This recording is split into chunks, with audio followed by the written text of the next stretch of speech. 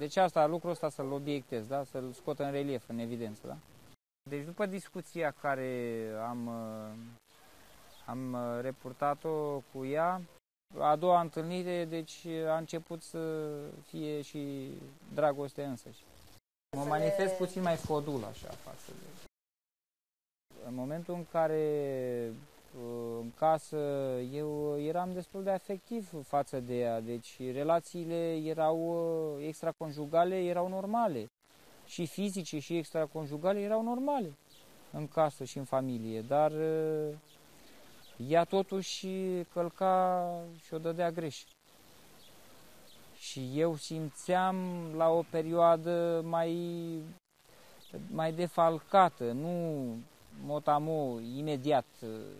Deci, pentru mine avea cam resentimente de răceală. Deci a fost o răfuială, cum ar veni, nu bătaie, deci un fel de mângâiere, cum ar veni. Dar lipsa de comunicare a fost singura cale care a fost dusă la despărțirea lor.